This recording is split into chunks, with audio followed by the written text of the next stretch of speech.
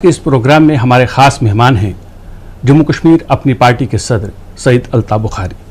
आइए उनसे बात करते हैं जिस तरह के हालात यहाँ हैं और आगे उनकी पार्टी का क्या मंशूर है, वो आगे कैसे बढ़ेंगे, इस बारे में बातचीत होगी। बुखारी साहब, आपका बहुत बहुत खैर मकदम है। आदाब बनो जी। तो सबसे पहले मैं आपसे ये जानना चाहूँगा कि 5 अगस्त 2019 एक बहुत बड़ा तवारीख़ी दिन है जम्मू कश्मीर की हिस्ट्री के हवाले से। 370 हट गया, 35 ये हट गया, रियासत यूटी में तब्दील हो गई। 1 साल पूरा होने को आ रहा है। आप कैसे देखते हैं इस साल, 1 साल के अंदर किस तरह की तब्दीलियां रहीं और क्या आप समझते हैं कि ये जो तब्दीलियां थी हमारी यहाँ आवाम के लिए, हमारे लोगों के लिए किस कदर ये बेहतर साबित हो रही?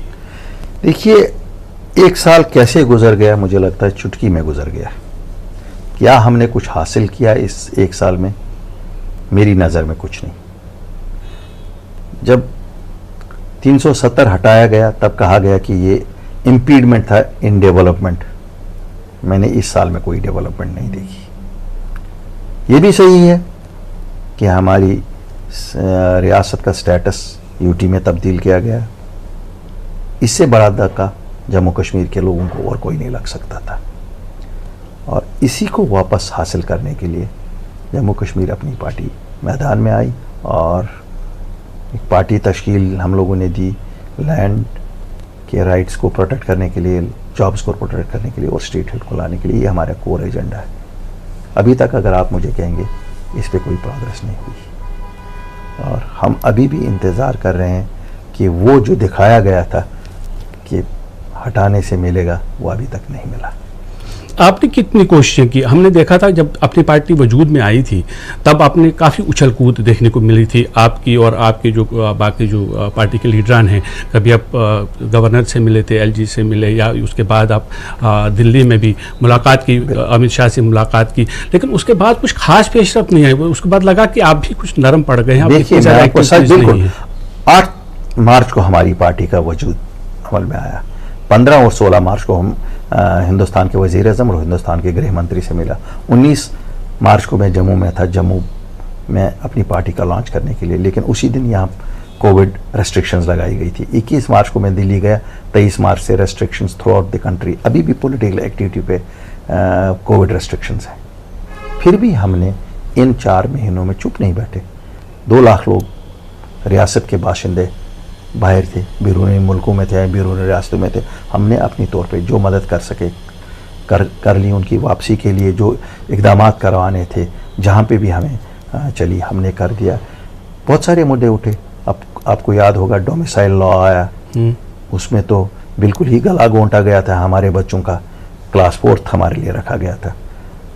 मैं चूँकि दिल्ली में था, इमीडिएटली एक्शन में आए, 1 दिन में चेंज करवाई, 100% जॉब्स लाई। मैं तो मानता हूँ मेरी जमात पहली जमात है जिसने लोगों के लिए कुछ किया हो बिना कुछ लिए हुए। आप कहते हैं कि डोमिसाइल लॉ में चेंज करवाई, कुछ फायदा हुआ, लेकिन बाकी पार्टियां अभी भी कहते हैं कि उससे कोई फायदा हुआ नहीं है। जो का तू है वो कुछ भी कहें, फायदा तो जाहिर है, सीधा सा है कि अगर आपकी खाली क्लास 4 तक आपके लोग रिजर्व रहते तो बाकी तो पूरे हिंदुस्तान से लोग आके अप्लाई बाकी पोस्टों के लिए करते। लेकिन हमने तो वो मुद्दा चेंज करवाया 1 दिन में। हमने तो वो कुछ लाया जो इनकी चुप इतना बड़ा नुकसान करवाती, जो बाकी पार्टियां। आप मानिए 1 साल बाद जी इनकी ज़बान खुलेगी और 1 साल बाद ये भी ये करवाते। फिर 1 साल में जो 10,000, 15,000, 20,000 लोग लगते, एक आदमी भी जो लगेगा 5 फैमिली मेम्बर उसके हैं, और उसको 40 साल आप निकाल नहीं सकते हो फिर सर्विस से। फिर क्या करोगे? 1 साल आप खुले थे, आप एक्टिविटीज़ खुल कर रहे थे, लेकिन जो बाकी पार्टीज़ हैं, चाहे नेशनल कॉन्फ्रेंस है या पीडीपी है या कांग्रेस है, उनकी बात करें, उनके ज़्यादातर लीडर तो बंद थे, वो नहीं कर पाते थे। कौन बंद है? डॉक्टर फारूक अब्दुल्ला बंद थे। देखिए, 6 लीडर थे, लेकिन पॉलिटिकल एक्टिविटीज़ तो हमेशा चलती रही है। आपको याद है 22 साल शेख मोहम्मद अब्दुल्ला साहब बंद रहे। पॉलिटिकल एक्टिविटी तो बंद नहीं होती है, मसले तो बंद नहीं होते ना। कोई लोगों के मसले मसाइल तो उठते हैं। आज भी जब सियासी पार्टियां अपने वर्कर्स या लीडर्स को पार्टियों से निकालते हैं तो वो तो भी तो पॉलिटिकल एक्टिविटी है। तो लोगों का मसला उठाने में क्यों वो चुप हो रहे हैं? जो इश्यूज है confronting people, why are they silent on that man, मुझे समझ नहीं आती है। पिछली बार आपने कहा था कि कुछ लीडरान जो हैं वो अपने आप ही बाहर आना नहीं चाहते थे, आपने जिक्र तो नहीं किया था। आज मैं आपसे यही सवाल पूछ रहा हूँ, बहुत सारे लीडर जो हैं वो बाहर आ गए हैं, लेकिन अभी भी कुछ लीडर हैं जो बंद हैं, जिनमें साबिक वज़ीर आला महबूबा मुफ्ती हैं, वो अभी बंद हैं, सज्जाद लोन हैं, या कुछ और भी पार्टियों के लीडर जो या तो होम हाउस अरेस्ट हैं या फिर देखिए जहाँ तक हमने पता किया, महबूबा जी के लिए मैं भी कहता हूँ कि उन्हें रिलीज़ किया जाना चाहिए, और हमें भी हमेशा कहा जा रहा है खाली महबूबा जी अभी PSA में हैं, बाकी सब रिलीज़ हैं। और अगर ये सच है कि सब रिलीज़ हैं, तो हमने तो देखा है लोग गुलमर्ग में भी होते हैं, पहलगाम में भी होते हैं, शहर में भी होते हैं, ताज़ियतों पे भी होते हैं। तो इसका मतलब है कौन से लीडर हैं जो गुलमर्ग में? नहीं, लीडरान, मैं लीडरों का नाम नहीं लेना चाहता हूँ, तो इसका मतलब है सियासत भी कर सकते हैं। यानी आप ये कहना चाहते हैं कि वो सियासत करना ही नहीं चाहते? मुझे पता नहीं है, उनमें भी उनको लगता है कुछ करने के लिए नहीं है, इस पे ये शायद डिफैक्टो एक्सेप्टेबल वो भी करते हैं। हम तो बोलते हैं कि स्टेटहुड लानी है, वो तो स्टेटहुड की बात ही नहीं करते हैं, शायद उनको डिफैक्टो एक्सेप्टेबल हो जो इस वक्त है।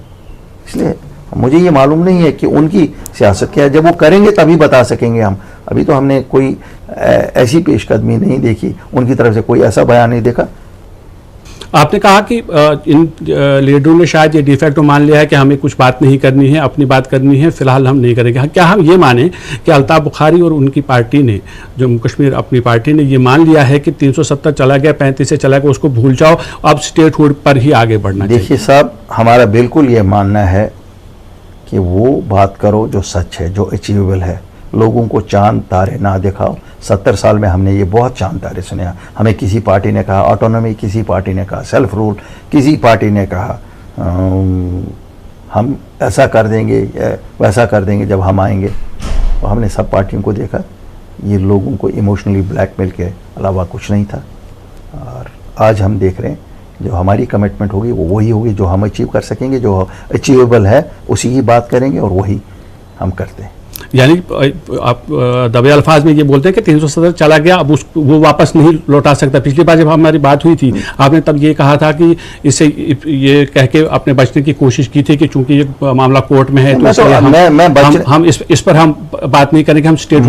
मनोज जी, मैं कभी बचने की कोशिश नहीं करता हूँ। ये हकीकत है, वो सुप्रीम कोर्ट ऑफ इंडिया में है, और अगर सुप्रीम कोर्ट कल को रेस्टोर उसे करता है तो मनोज जी को भी मिलेगा, अल्ताफ बुखारी को भी मिलेगा, किसी और पार्टी को भी मिलेगा। अगर नहीं रेस्टोर करता तो ना आपको मिलेगा ना मुझे मिलेगा। इसमें लोगों को परेशान करने के लिए अगर अल्ताफ बुखारी ये कहे कि मैं लाऊंगा और मैं करूंगा, मुझे नहीं लगता है। दो ही सूरतों में 370-35 ये वापस आ सकता है। एक, अगर सुप्रीम कोर्ट बहाल कर दे। दूसरा, अगर इस मुल्क के सियासत, जो सियासी कुव्वतें हैं, वो मिलकर पार्लियामेंट में फिर पास करें। तो लेकिन जो सियासत इस मुल्क की इस वक्त है, जितना तनाव दो मेन पार्टीज़ में है, क्या आपको लगता है कोई ऐसी सियासत बन सकती है जहां ये वापस आ सकता है? तो जब आ नहीं सकता है तो मैं क्यों अपने लोगों को गुमराह करूं? वही मेरा सवाल था। यानी लोगों को अब मुश्किल लग रहा है। बिल्कुल सही है। मुझे इसमें कोई आपत्ति नहीं है कहने में कि मुझे मुश्किल ये लग रहा है कि वापस आएगा, और मैं वही बात कहूंगा जो मैं कर सकता हूं। कोई और कर सकता है, हमने तो रोका नहीं है। अभी जिस तरह के हालात हैं, जब से आपकी पार्टी वजूद में आई, आपने कहा कि आपने शुरू की कोशिशें, सच है कि आप प्राइम मिनिस्टर से भी मिले, आप वज़ीर दाखिला से भी मिले, ये कहने के लिए जिसमें एक बड़ा मुद्दा यही था कि स्टेटहुड को रेस्टोर किया जाए।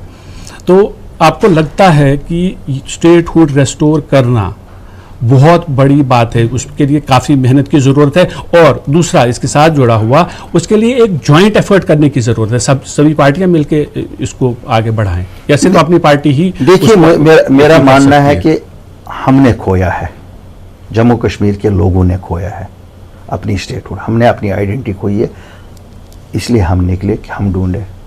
दिल्ली ने नहीं खोया है, दिल्ली वादा बंद है देने को, लेकिन खोया उन्होंने नहीं है। जल्दी हमें है, दिल्ली को जल्दी नहीं है।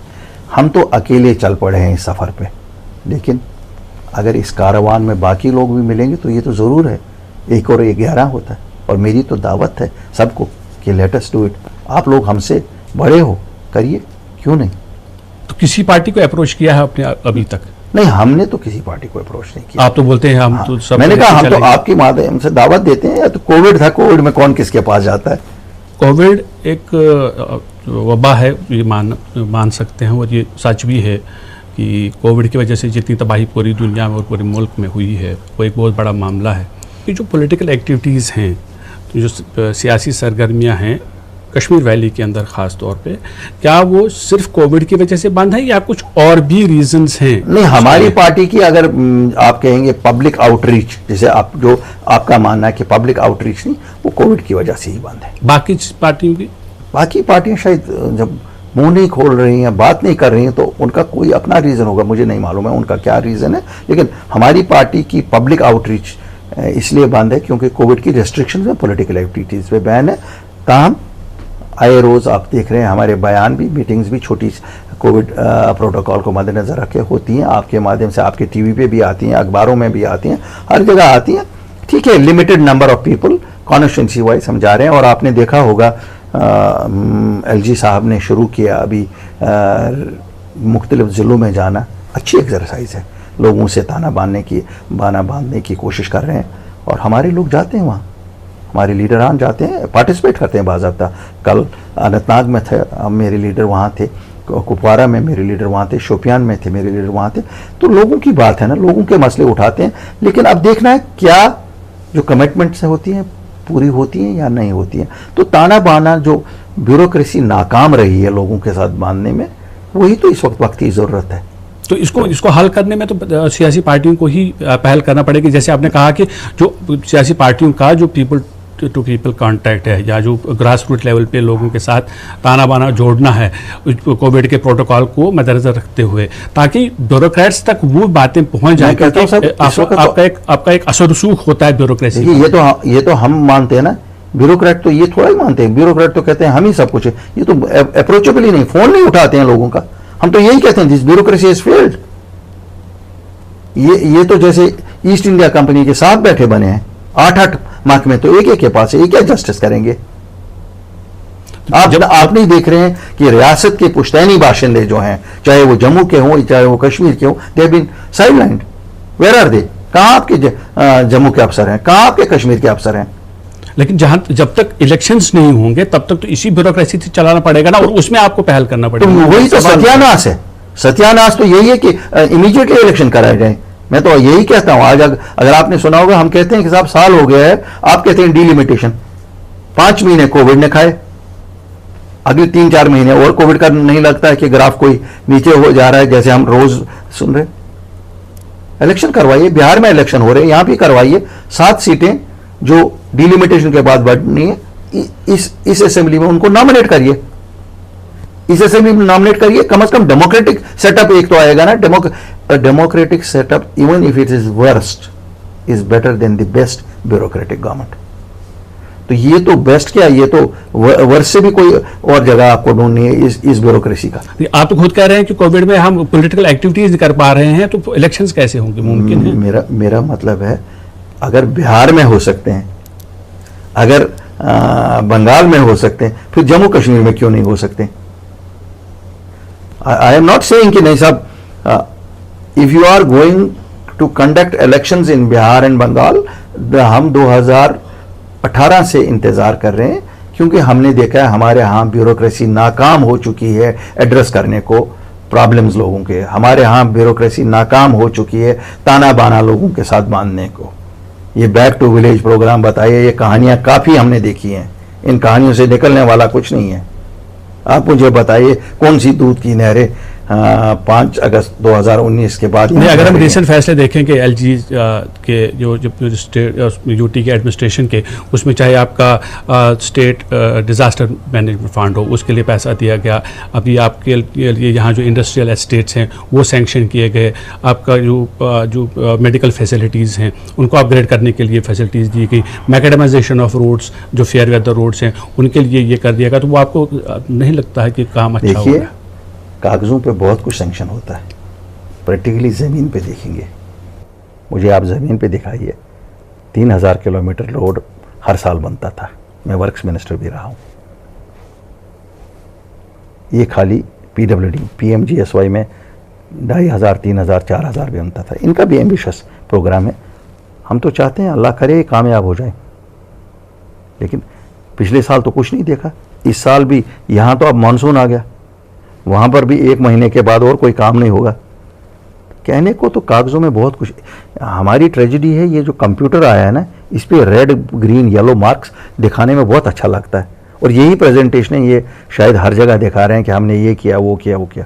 आज भी वो जगहें इनाग्रेट हो रही हैं जो 5 साल पहले बनी हैं। तो ब्यूरोक्रेसी की आप ब्यूरोक्रेसी को निशाना बना रहे हैं। अगर देखा जाए, अगर डेमोक्रेटिक सेटअप भी होता है, डेमोक्रेटिक सेटअप में जो पॉलिसीज डिवाइस होती हैं वो पॉलिटिशियंस करते हैं, जो इलेक्टेड मेंबर्स होते हैं, चाहे वो मंत्री हैं या बाकी लोग हैं, लेकिन उनको इम्प्लीमेंट करने का काम तो बिलाकर वो जो उन्हीं को ही करना है। तब ब्यूरोक्रेट अच्छा था जब वो आपके साथ काम करेगा। आज वो LG के अंडर काम कर रहे हैं, वो मनोज जी बिल्कुल आपकी बात सही है। तब वो ब्यूरोक्रेट अकाउंटेबल होता था। ये जो पॉलिटिशियन होता है वो लोगों के पास अकाउंटेबल होता है, उसके पास लोग उसको पकड़ते हैं, सड़क नहीं बनी जी, बिजली नहीं थी, ये नहीं, पोल नहीं, पाइप नहीं। आज वैसा कोई चीज़ नहीं है, ये तो किसी को एक्सेसिबल ही नहीं है, ये तो फ़ोन ही नहीं उठाते हैं। मुझे बताइए क्या जस्टिस होगी अगर एक वीडियो को आपने 5 जगह का चार्ज दिया, क्या ये प्रैक्टिकली कर सकेगा? ब्यूरोक्रेसी क्यों नहीं स्टेप ले रही है इस पर? Why doesn't it appoint 5 videos? Is it practically possible? एक कमिश्नर सेक्रेटरी, प्रिंसिपल सेक्रेटरी के पास 8 मार्क में, क्या ये पॉसिबल है? मैं आपसे ही सवाल कर रहा हूं, छोड़िए मैं बराई तनकीद नहीं कर रहा हूं। Absolutely not. I have a very great respect for some of the bureaucrats who in these tiring times are also doing very good. But आम लोग क्यों परेशान हैं? आम लोग परेशान इसीलिए कि कोई सुनवाई नहीं है। आए दिन सरकार में हम देख रहे हैं, आज एक चार्ज इसको दिया जा रहा है, दूसरा चार्ज इसको दिया रहा है। म्यूजिकल चेयर 6 में बन रही है, 6 लोग हैं, 6 लोगों में ही कितने मार्क में दे दोगे? जहां आपको 50 अफसरों को चार्ज देना होता था, माना हमारी स्टेट के पुश्तैनी बाशिंदे जूनियर लेवल पे होंगे, लेकिन क्या पहले नहीं थे? पहले भी थे, अच्छा चला रहे थे, उनको तो ज्यादा मालूम है। ये क्या, ये दरबार मूव आपने देखा, ये कोई सही डिसीजन था कि दरबार को मूव नहीं करेंगे?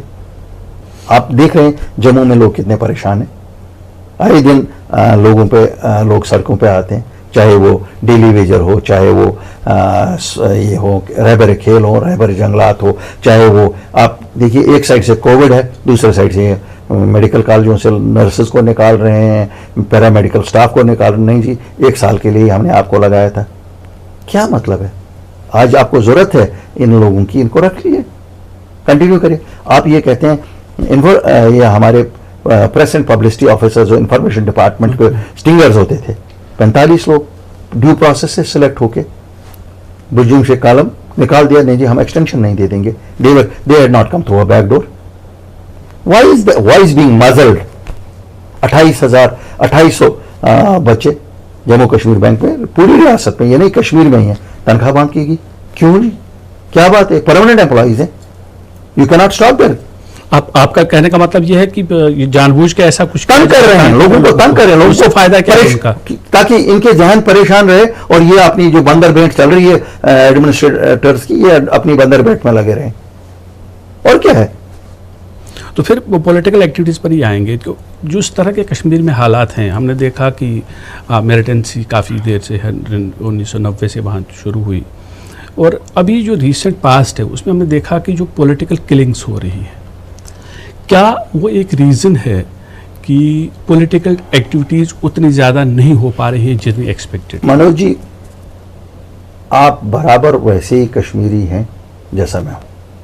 1990 से हमने ऐसे इंसिडेंट्स हमेशा देखे, पहले बहुत ज़्यादा देखे, और अगर हम ये कहेंगे पॉलिटिकल एक्टिविटी तभी शुरू होगी जब लास्ट किलिंग बंद हो जाएगी, तब फिर शायद मेरे कहने का वो मतलब नहीं है, बट आपको लगता है कि उससे असर पड़ता है? जो असर हर एक बेगुनाह आदमी को जब जान से वो जाता है तो असर तो पड़ता ही है ना। आम आदमी पे असर पड़ता है, सियासतदान की भी तो, वो भी तो उसी आम आदमियों में वो भी आता है। लेकिन it should not stop us from working for the people's interest, it does not. अगर आपको कोविड में रेस्ट्रिक्शन उठेगी, आप देखेंगे काफी सारी एक्टिविटियां बहाल हो जाएंगी, क्योंकि पॉलिटिकल एक्टिविटी पूरे हिंदुस्तान में कोविड में बंद है। आप देखिए उसका एक लॉकडाउन कहीं नहीं उठाया गया अभी, लेकिन जितना छोटा मोटा कर सकते हैं, मैं नहीं कहूंगा आपको हम बहुत 30 मार खान बन गए, लेकिन वी ट्राई टू स्टिल लोगों की प्रॉब्लम्स को एड्रेस करने के लिए एडमिनिस्ट्रेशन को भी करते हैं कोशिश अपनी लेवल पे, जितनी है हमारी चलेगी, क्योंकि ये एडमिनिस्ट्रेशन किसी का सुनती नहीं है। हमें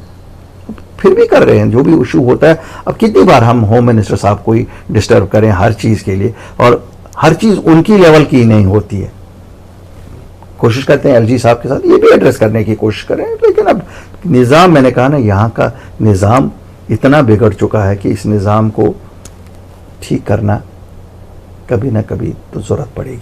तो अभी जो जिस तरह के हालात कोविड के हवाले से अगर बात करेंगे, कुछ जिस तरह के हालात जम्मू कश्मीर के अंदर हैं, हमने देखा कि बहुत जो दिन ब दिन हालात जो है बद से बदतर होते जा रहे हैं।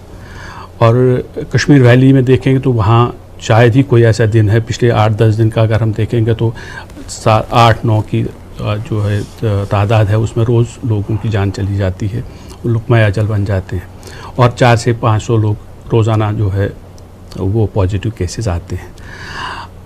As a politician, as a common Kashmiri, आपको क्या लगता है कि कौन सी चीज़ें जिम्मेदार हैं ये जो स्पाइक हो रहा है? क्या आम लोगों पर भी ये फ़र्ज़ आयद नहीं होता कि हम एज ए रेस्पॉन्सिबल सिटीज़न वो कदम उठाएं ताकि इस तरह के जो हालात हैं वो ना बन पाए? बिल्कुल, मैं आपसे मुत्तफ़िक हूँ। हमारी पहली रिस्पॉन्सिबिलिटी बनती है कि हम प्रोटोकॉल को फॉलो करें। शायद हमसे लोगों से भी चूक हो रही है, लेकिन साथ में ये भी हमें एक्सेप्ट करना पड़ेगा कि जितना जितना आप टेस्टिंग को इंक्रीज़ करेंगे, द नंबर ऑफ टेस्ट, इतना आपको। दूसरा, रियासत के 2 खितों में से कश्मीर में ज़्यादा लोग बाहर पढ़ते थे, ज़्यादा लोग बाहर बिजनेस करते थे, ज़्यादा आपके जो मज़दूर और ये वो कश्मीर के लिए समर में ज़्यादा आएंगे, तो इसलिए you will have some spike because of that also. वो भी दूसरा एक रीज़न है। तीसरा रीज़न है कि जो हमारी इम्प्लीमेंटेशन होनी चाहिए थी कोविड रेस्ट्रिक्शन की, मैंने देखा शायद हम कहीं बीच में उसमें चूक गए। पहले में तो हम बहुत स्ट्रिक्ट थे, फिर बीच में हम शायद चूक गए, और उसका भी शायद पेश खमियाजा हम उसका ये उठा रहे हैं। लेकिन इस सब के बीच में मुझे एक चीज़ आपको कहनी है, हमारी रिकवरी रेट बहुत अच्छी थी, लेकिन क्या हमने ये टाइम जो हमें मिला 4 महीने का प्रिपेयर किया medically? Did we prepare ourselves की ऐसा स्पाइक पहले से कहा जाता था आएगा? शायद नहीं। अभी तक भी मुझे लगता है अभी बात की जा रही है वेंटिलेटर्स, कहाँ, क्यों नहीं आए? सरकार जवाबदेह है।